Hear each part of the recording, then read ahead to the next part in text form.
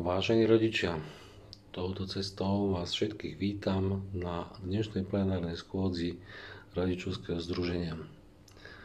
Od covidovského obdobia zorganizujeme našu plenárku online v prostredí MS Teams. Pomaly si na to zvykáme. Dôvody takéto organizácie sú jednoduché. Predovšetkým je to vyššia účasť na online stretnutí a druhá vec je tá, že teda máme veľký počet rodičov dochádzajúcich, no mnohí dochádzajú aj viac ako 50 km. Ak niekto potrebuje konzultácie k prospechu alebo správaniu, alebo sa potrebuje osobne stretnúť s niektorým z vyučujúcich, tak na to je potrebné využiť konzultačné hodiny. Konzultačné hodiny sú zverejnené na našom webe. V v čase konzultačných hodín sú vyučujúci pripravení konzultovať rodičmi aktuálne otázky. Samozrejme je možné konzultovať s vyučujúcimi aj inými elektronickými prostriedkami, či už je to konverzácia cez EduPage alebo mailová komunikácia. Mailové adresy sú takisto zverejnené na našej webovej stránke. V školskom roku 2023-2024 máme spolu zaregistrovaných celkom 432 žiakov, z toho je 7 študentov z Ukrajiny, ktorí sú evidovaní ako odidenci kvôli vojnovému stavu.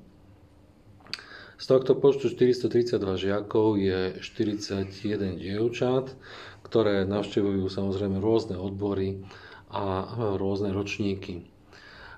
Z hľadiska zastúpenia odborov máme na škole 171 študentov v odbore elektrotechnika, 52 v odbore strojárstvo, 98 v odbore mechatronika a 111 študentov navštevuje odbor staviteľstvo.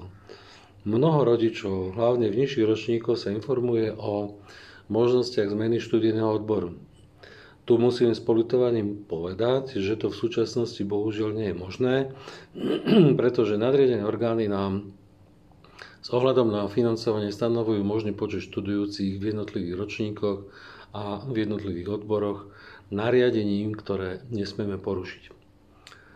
Strávanie našich žiakov je zabezpečené v našej školskej jedálni, ale vzhľadom na malú kapacitu našej jedálne sa asi 40 študentov stravuje za rovnakých podmienok na obchodnej akadémii.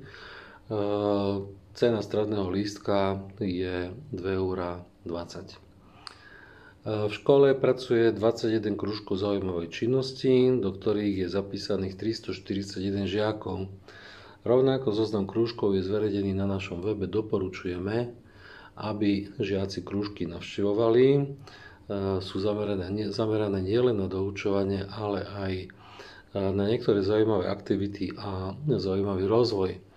Okrem toho pôsobí u nás aj jazyková škola, kde sa môžu naši žiaci prihlásiť a zdokonalovať v cudzom jazyku. Aj v tomto roku sa venujeme zahraničným projektom, o ktoré je zo strany študentov veľký záujem. Od začiatku školského roka boli naši mechatronici na stáži na Malorke. V tomto týždni v rámci bilaterálneho výmenného projektu sú u nás na návšteve študenti z Holandska. No a v rámci reciprocity zase naši študenti navštívia holandských študentov na jar 2024. V budúcom týždni privítame 12 učiteľov zo škôl z krajín V4. Začali sme spoluprácu pre odborné vzdelávanie s elektrotechnickou priemyslovkou v Liberci, so stavebnou priemyslovkou v Ostrave. Predpokladáme našu ďalšiu spoluprácu s priemyslovkami v Budapešti a v poľskom Dzeržonove. Organizácia a finančné zabezpečenie týchto aktivít je mimoriadne náročné, ale verím, že sa nám tieto ciele podarí splniť a množstvo aktivít iniciujú aj samotní študenti cez študentský parlament našej školy.